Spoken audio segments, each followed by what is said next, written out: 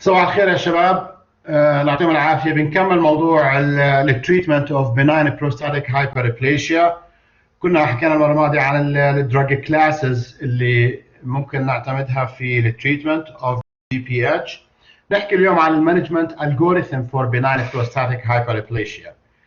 And I thank you for scratching the screen. يعني طبعا في واحد بخربش على السكرين، فانا بتشكر يعني من كل قلبي وبتمنى له مستقبل سعيد يعني ان شاء الله. ثانك يو، لانه انت بتضيف يعني نكهه جديده على المحاضرات. طيب، البناين بروستاتيك هايبربليشيا it depends on the symptoms of BPH.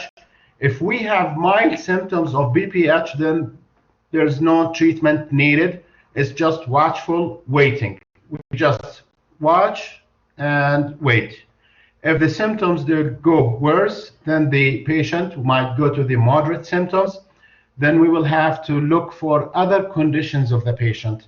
Does the patient have, for example, erectile dysfunction?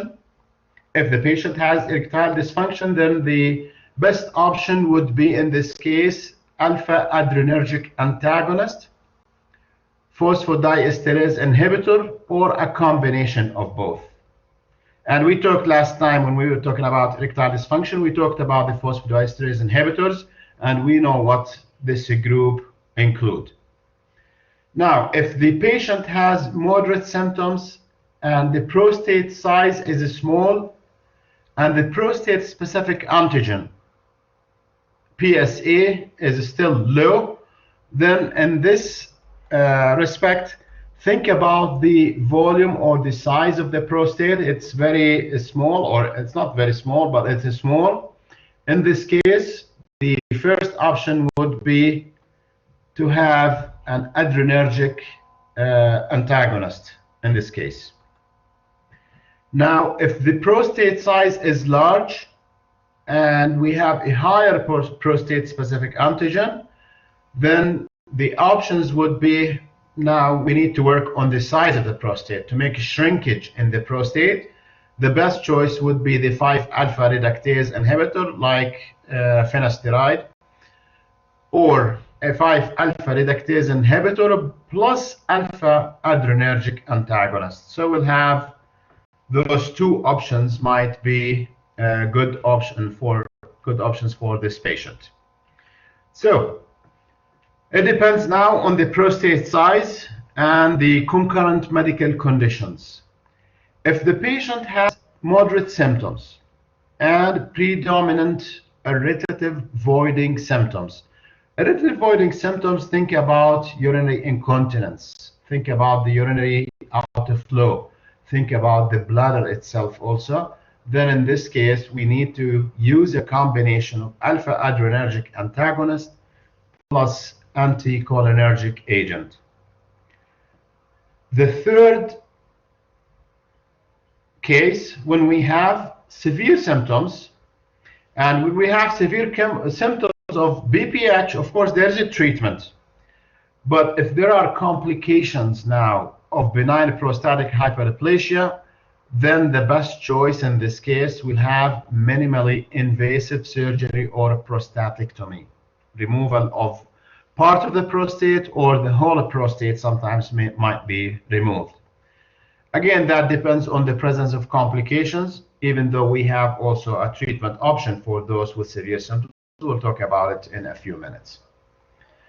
Now, the categories that we use for the medical treatment of BPH, we will think about the category to reduce dynamic factor. And we talked about the dynamic factor last time. The dynamic factor, we're talking about the tone of the prostate. Normally, we're talking about blocking the alpha adrenergic receptors. The tone, which means the contraction, dynamic. Here we have dynamicity or dynamic or activity of the prostate, as compared to the next group, which means the reduced static factor. Static factor, talking about the size of the prostate, the growth of the prostate. So in the first category, we have agents that reduce dynamic factor. Among these, the alpha-1 adrenergic receptors, these are present in the prostate stromal tissue. and some of them, they are selective on alpha 1A. We will talk about it also later in the prostate. They cause smooth muscle relaxation of the prostate, the bladder neck, and the prostatic urethra. Examples of these agents, we will have agents from the alpha-1 adrenergic blockers or receptor antagonists, prazosin, alfuzosin, terazosin, doxazosin, tamsulosin. Cilidocin and tadalafil. Tadalafil, we talked about it last week when we were talking about erectile dysfunction. We said this is one of the drugs that we normally use in erectile dysfunction, but it also luckily has effect on alpha-1 adrenergic receptors. So we can hit two birds in one stone. If the patient, for example, had moderate benign prostatic hyperplasia and erectile dysfunction, then tadalafil would be the best option in this case. The second category includes agents or drug classes that reduce the static factor in BPH. And examples on this group would include those drugs who block the 5-alpha reductase enzyme, the block DHT, dihydrotestosterone, as its intracellular receptor, and we know dihydrotestosterone is a hormone responsible for the growth of the prostate. Agents that block pituitary release of LH, luteinizing hormone, and agents that block pituitary release of luteinizing hormone and blocks androgen receptor as well. Examples of the 5-alpha reductase, we have finasteride, dutasteride, bicalutamide, flutamide, leuprolide, gocirline, migestrol acetate. So these agents work on the static factor in the prostate, benign prostatic hyperplasia. We have another category. The other category, these work on the detrusor muscle of the bladder, like the anticholinergic drugs, oxybutynin, for example, or ditropan, and tolterodine, trospium, sulfenacine, darifenacine, fesotoridine, tadalafil. Now, tadalafil, it works by both. It also works that on the dynamic factors and benign prostatic hyperplasia and erectile dysfunction. So it's kind of multimodal drug. Mirabegron, also one of these agents that all of these, they work on the detrusor muscle of the urinary bladder, which could affect the irritative symptoms, of course. Now we will start with the alpha adrenergic antagonists, or sometimes we call them alpha-1 blockers. These agents, if you look at the right-hand side picture here, this is the prostate, and you can see without alpha-1 blocker, the patient has benign prostatic hyperplasia. In green here, you will see the alpha-1 receptors. They get activated. They are blocking urinary outflow because their contraction, they are squeezing the urethra, so there is no urinary outflow easily. Look at the peripheral blood vessel here, surrounded by the alpha-1 receptors, and it's kind of constricted if you compare it with the one on the left-hand side. This is with alpha-1 blocker. When you add the alpha-1 adrenergic antagonist, then you will block these receptors on the alpha-1. Then the prostate gland is not squeezing or putting some pressure against the urethra, then urinary flow is back to normal. So that's the mechanism of action these alpha adrenergic antagonists work by. And again, these agents, they could be selective on alpha-1. By the way, they have subtypes, alpha-1A, B, C, etc. So some of the alpha 1, they might be selective, some of them, they might be non-selective. For example, prazosin is non-selective. Therefore, if it's not selective, wherever you have alpha 1 receptor, it's going to work on them. For example, on the cardiovascular system. That's why prazosin has cardiac side effects. If you take tamsulosin, for example, or the so-called Flomax, tamsulosin is a selective inhibitor of the alpha 1A. Now we have selectivity. It's well tolerated, and it has less cardiovascular side effects as compared with the prazosin or alfuzosin, for example. But the problem is drug-drug interaction with tamsulosin, for example, cimetidine reduces its clearance. So that's the mechanism of action. The other agents that belong to this group, tirazosin, doxazosin, alfuzosin, we call them second generation alpha adrenergic antagonist, and they antagonize peripheral vascular alpha 1 adrenergic receptors. Therefore, because of that peripheral, they will have kind of cardiovascular side effects or adverse effects, would include first dose syncope. Therefore, we have to be careful about the first dose, the first time the patient is using them. Orthostatic hypotension, and we will see how are we going to handle this problem, and dizziness. And again, these specific side effects is due to their working on the peripheral vascular alpha 1 adrenergic receptors, not only on the alpha 1 receptors in the prostate or the neck of the bladder. Therefore, patients who are using these agents, we have to do kind of a titration or a slow titration to a maintenance dose. In other words, we will start with an initial dose, then you will titrate up until you reach the maintenance dose on the long run. I give you two examples here for the titration of these alpha 1 adrenergic receptor antagonists. The upper one is kind of a slow titration schedule. Look at the days. So in this example, again, this is kind of an example, not the general rule.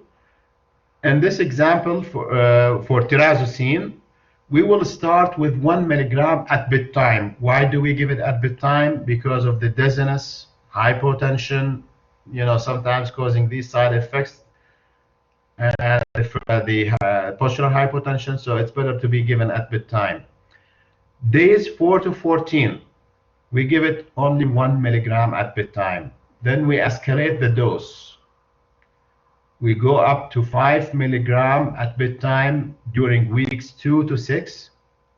Then starting from week 7, we will bring that dose up to 10 milligram at bedtime. So therefore, we move from 1 milligram to 5 milligram to 10 milligram. So by week 7, what is the dose? 10 milligram.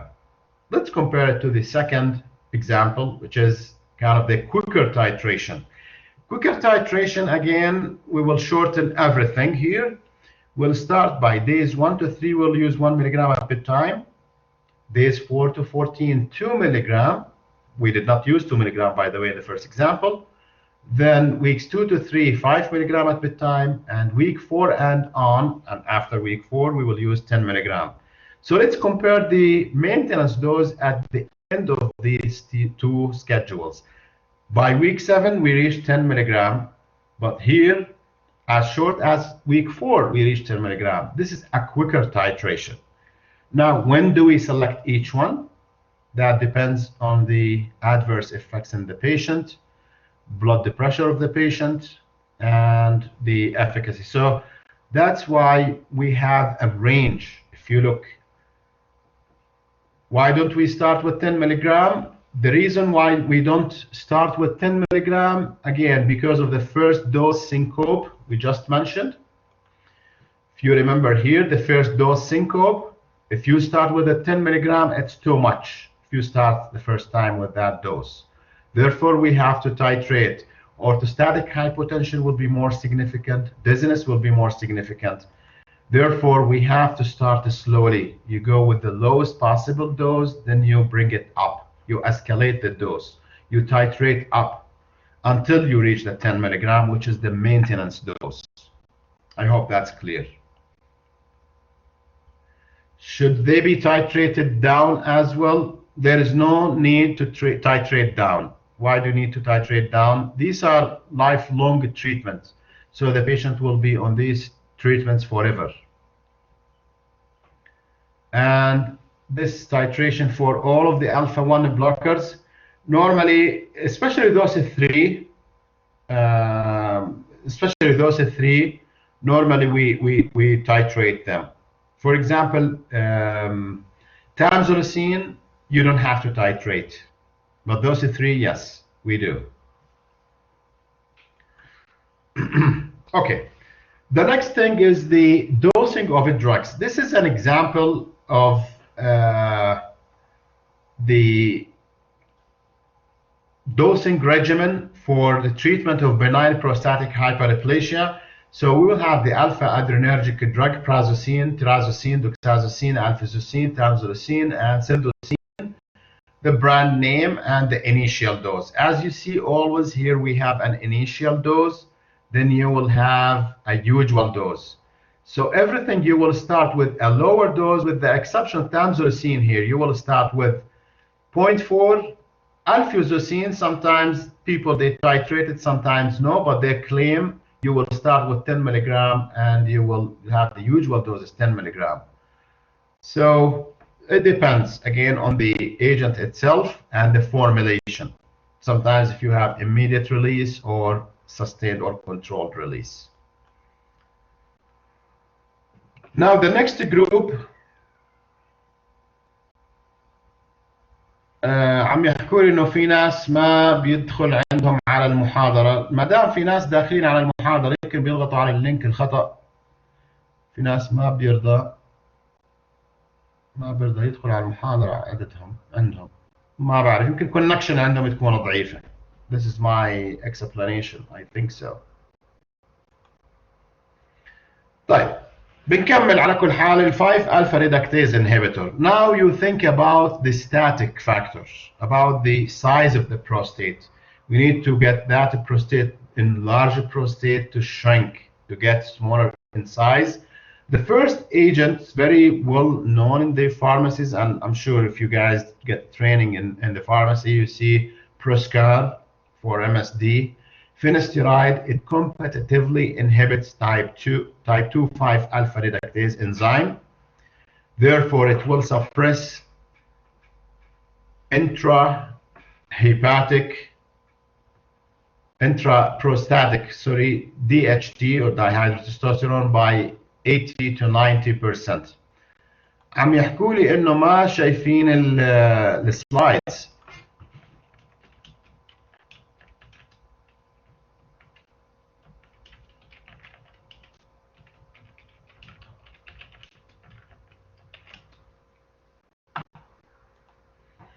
طيب في ناس بيحكوا لي انه ما بنشوف السلايدز يا دكتور، فاذا انت شايف السلايدز بليز كليك يس. فاللي مش شايف السلايد في عنده اللي هو بالسلايد بيكون مش من عندي، لانه هي 38 تقريبا من 60 او 40 صاروا من 60 شايفين السلايد. Only 3 students. Check your system. Sometimes if you sign out and then you sign in again, طفي التليفون وارجع شغله ممكن تدخل على السيستم. Again يا شباب، اذا عندك مشكله تقنيه يعني please don't talk to me about it. يعني هذه لازم تحلها لوحدك. انا فقط بتعلق بموضوع المحاضره. يعني مشاكل تقنيه غالبا بتكون من الطرف الاخر مو من عندي. طالما في الاغلبيه شايفين معناته ما في مشكله من عندي بتكون.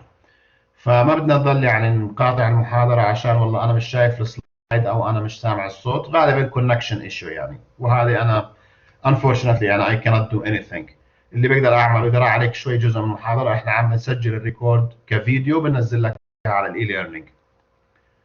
فبعتذر عن شيء طبعا يعني خارج عن ارادي، يعني هذا ما بقدر ازيد الكونكشن من عندي. انا الكونكشن فيري جود، وعند تقريبا 50 من 60 فقط هم 2 يعني مش شايفين السلايدز.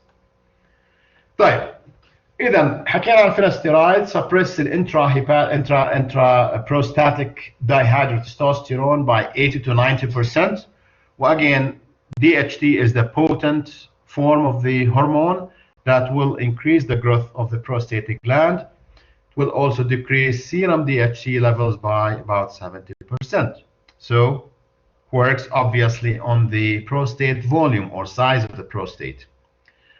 The next 5-alpha reductase inhibitor is dutasteride. It's a non-selective inhibitor of type 1 and 2. Finasteride is competitive or selective on type 2, while dutasteride is non-selective. It will block both forms of the 5-alpha reductase, form 1 and form 2. It's quicker and completely suppresses intraprostatic DHT production and decreases serum DHT levels by 90%. Because of the non-selectivity, you would expect dutasteride to have more adverse effects, right? Because it blocks both 1 and 2, while finasteride, therefore finasteride is more common in use in a practical or in practice. Now, who are the patients that could use or could not use or can't use 5-alpha reductase inhibitors? So look at those patients who have uncontrolled arrhythmia, for example. So remember, alpha-1 adrenergic antagonists, they have cardiovascular effects. While these drugs, the 5-alpha reductase inhibitors, they don't, or very, very minimal.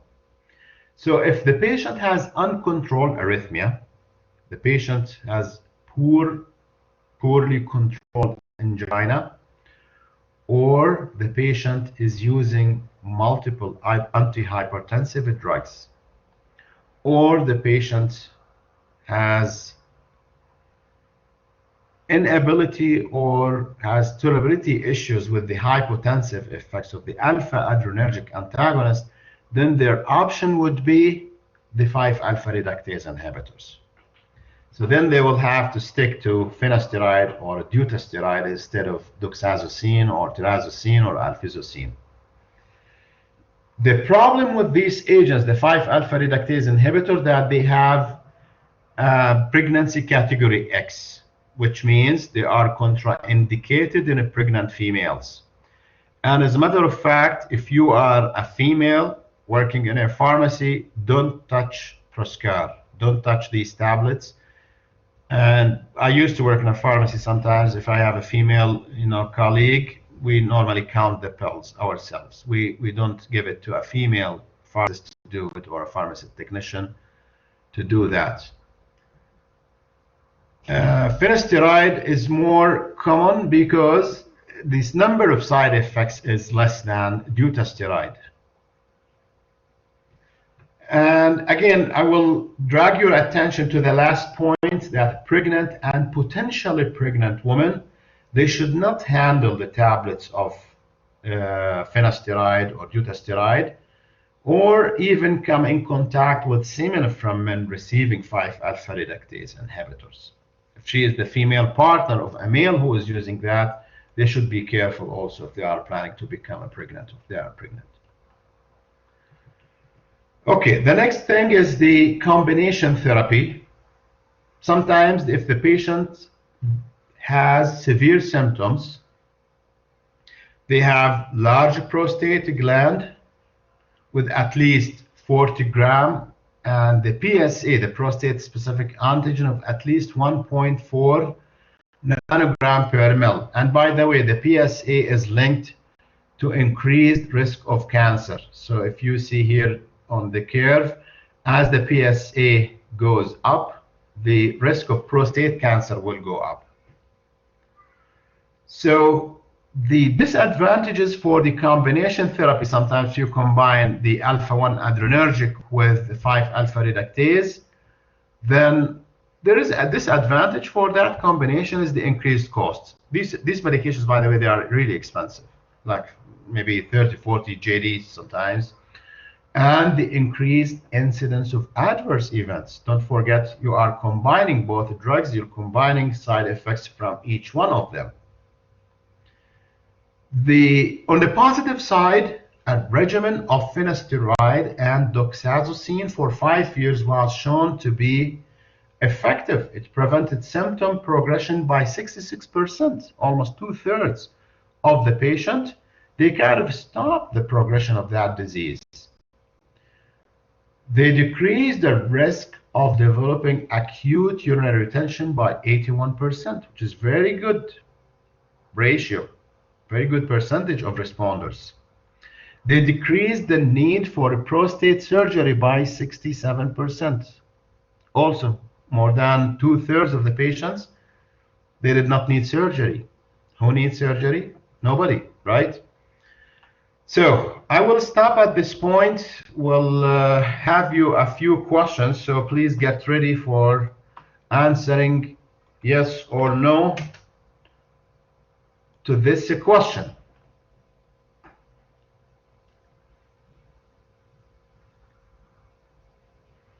So the question says the preferred treatment for mild symptoms of benign prostatic hyperplasia is alpha adrenergic blockers.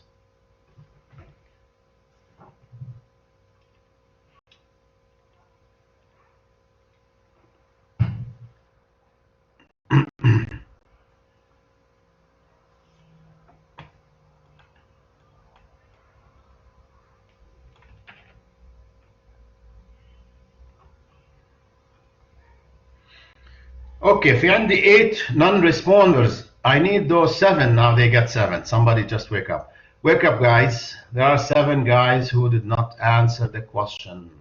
Go ahead and participate, please. Wake up. Be with us. Hello? Hello? If you put the phone and go to the different room, please come back. Okay. And now show the responses. About 49 people, they answered no, which is correct. So if the patient has mild symptoms, BPH, there is no treatment, and the best option would be is just watchful waiting.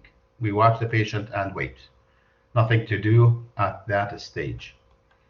So the next question would be prazosin is a non-selective alpha adrenergic antagonist. Yes or no? It's a non-selective, really?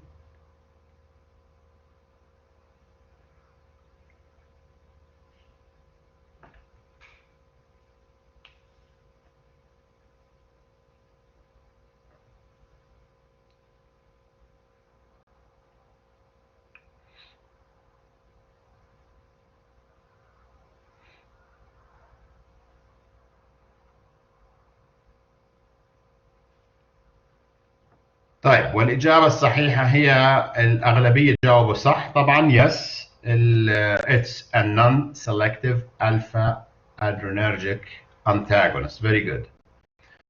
So very good. متابعين معنا شباب. next question. BPH patients should be quickly titrated to the maintenance dose of an alpha antagonist for better efficacy.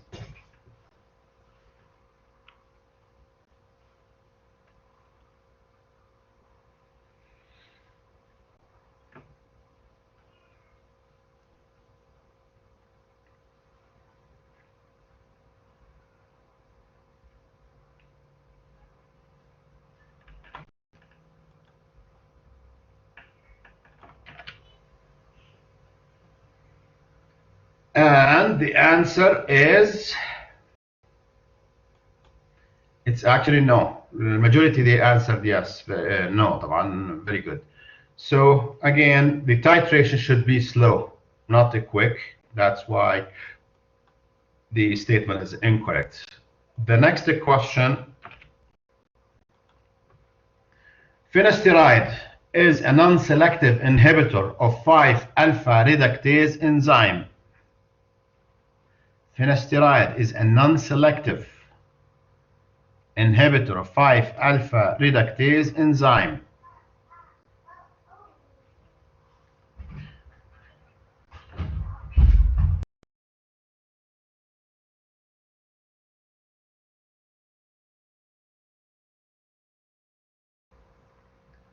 Very good. And the majority answered no.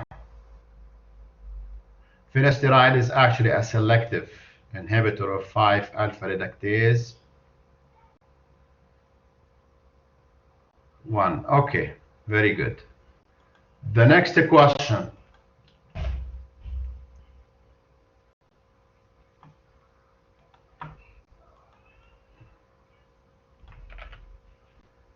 The next question is about combination therapy. Combination therapy is appropriate for severe symptoms and enlarged prostate, and the answer is just behind the question.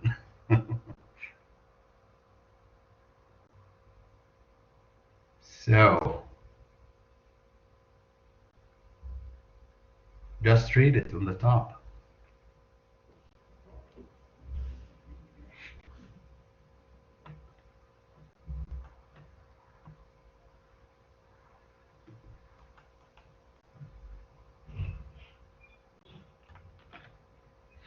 Okay, and the right answer is yes. Well, it's right here, by the way. The last question for this part is the phosphodiesterase inhibitor sildenafil causes significant improvements in voiding symptoms.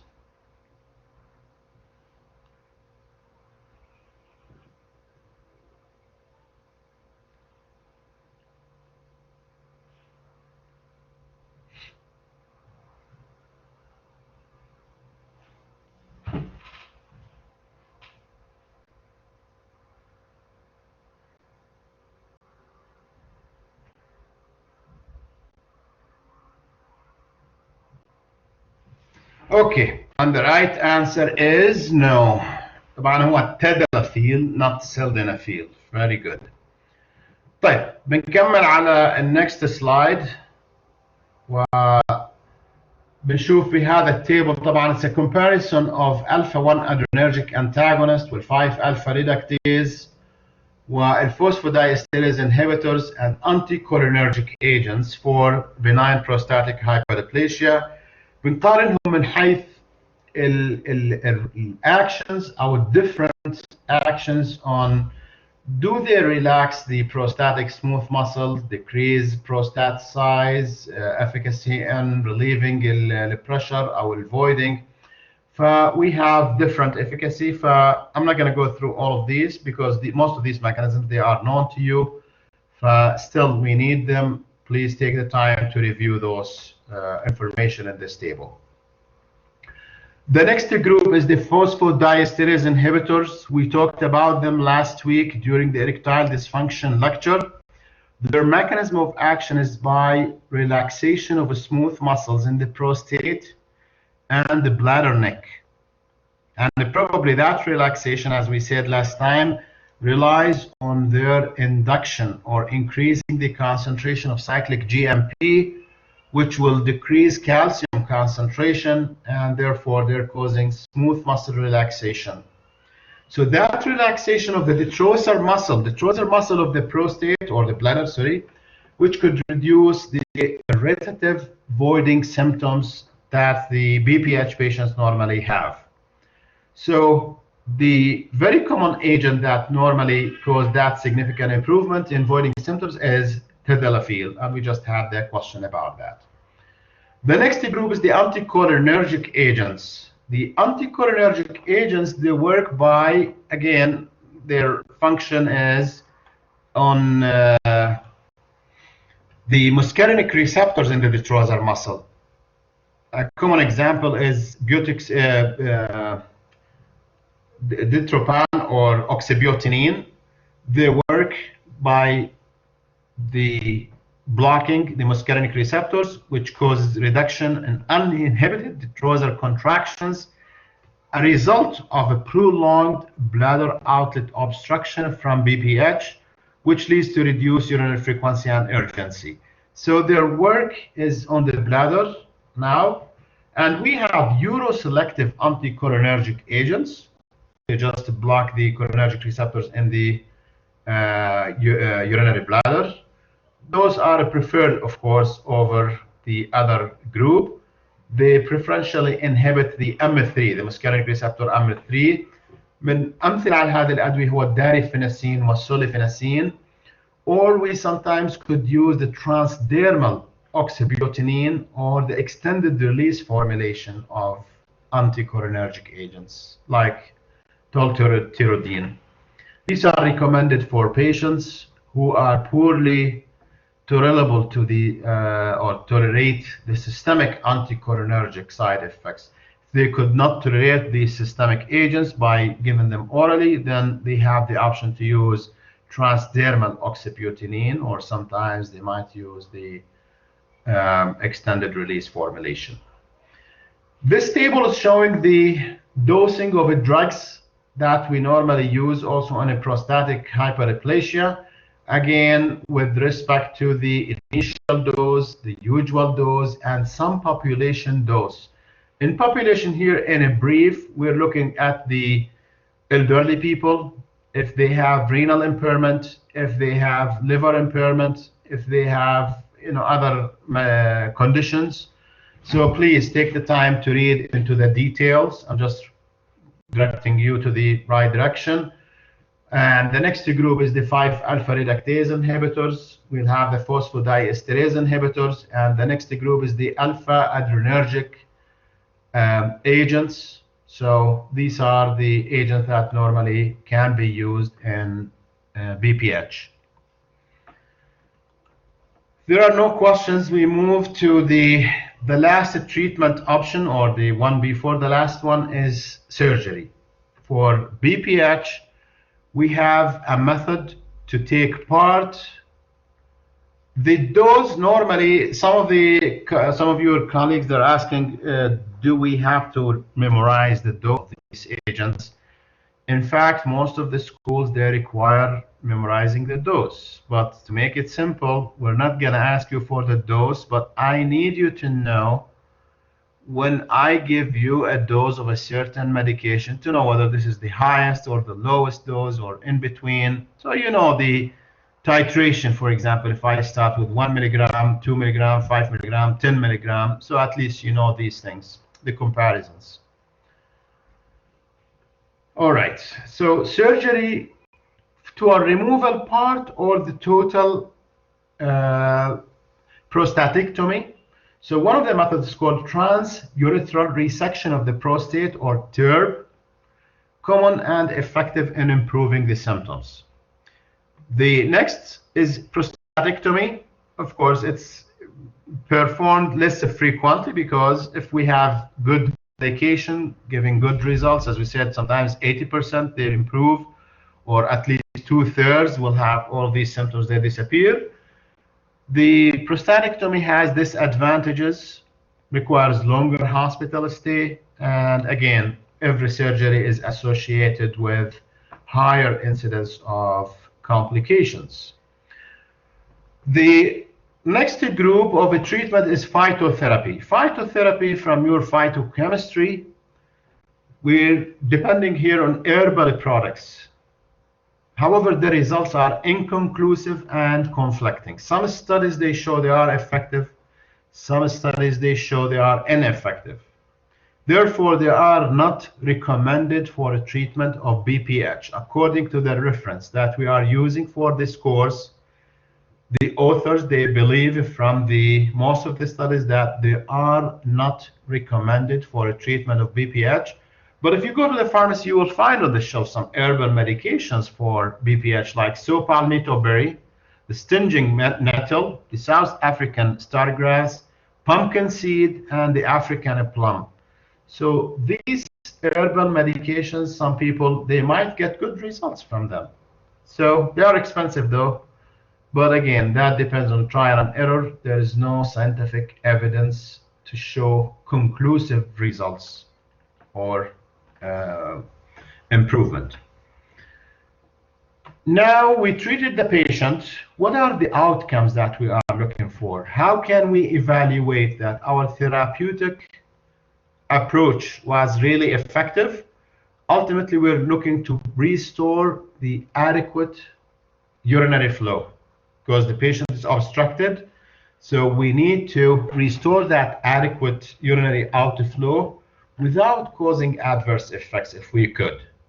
So one of the reliable and a valid system for these assessments is the AUA, American Urologic Association Symptom Score. If you remember the table, we talked about it last time.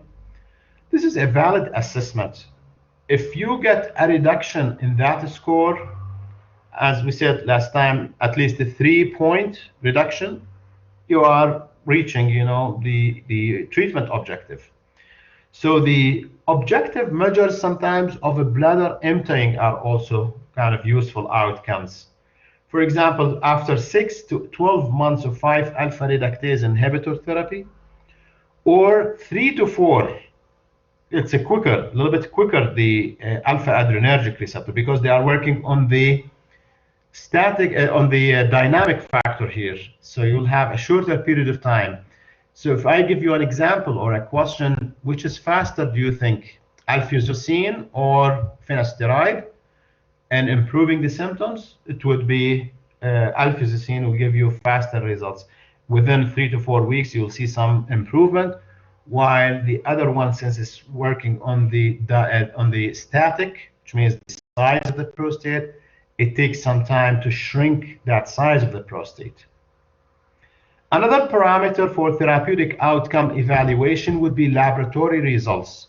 Some of the laboratory, although they are non-specific for prostate, like BUN, serum creatinine, PSA, sometimes you do urinalysis, should be monitored regularly to see if they have any infection or some other proteins in that urinalysis.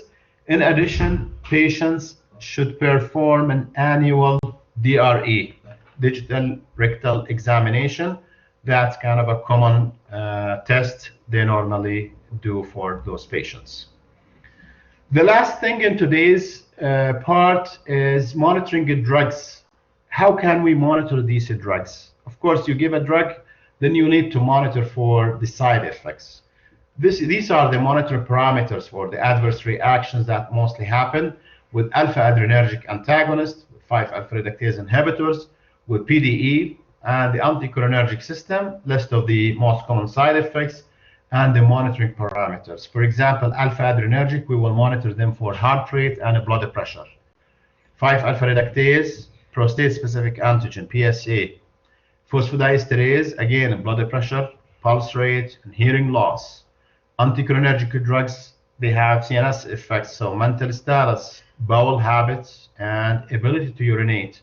And some other comments also I would like you to go through, of course.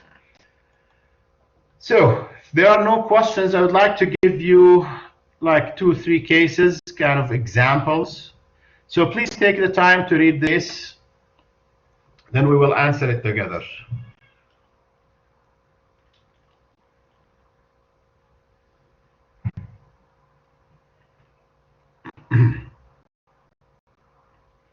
So in this case, they said KU is a 65-year-old man who takes doxycycline controlled release tablets 8 milligram orally every day for 1 month. However, he runs out of medication and does not take it for 3 days. Upon resuming his medication, he should restart doxycycline controlled release tablet at the same dose, 8 milligram orally every day, or switch doxycycline immediate release tablets, start at 2 milligram orally every day, and then slowly retitrate up. So هو كان على controlled release عمل switch للimmediate release. ولا start doxycycline controlled release tablet at 4 milligram orally and then slowly retitrate up to 8 daily over 3 to 4 weeks, or double the dose or start doxycycline controlled release tablet at 4 milligram. Which one do you believe is correct?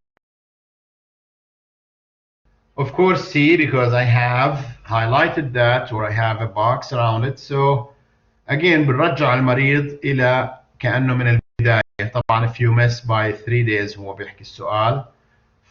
He missed the ran out of medication for 3 days, then we'll have to start again. You will use the same formulation, but you will use a lower dose, and again you will titrate up. The next question, FR is a 74-year-old man who has an AUA symptom score of 6.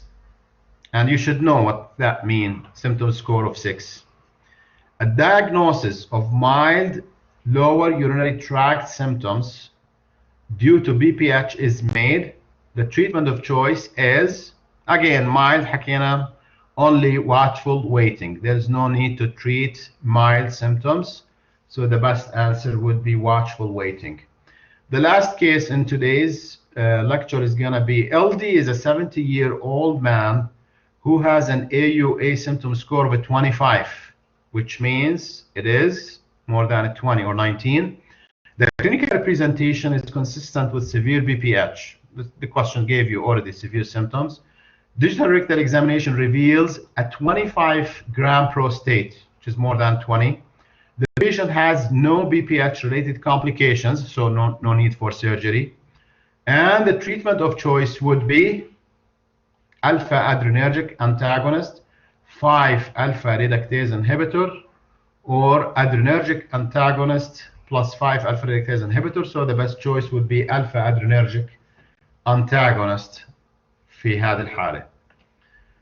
طيب بيكون هيك كملنا محاضرة اليوم وانهينا موضوع البناين بروستاتيك هايبربليشيا. ان شاء الله next time we will have related topic بيحكي عن urinary incontinence. ف a lot of similarities طبعا راح تكون موجودة في especially بنركز على الانتي كولينرجيك drugs. ف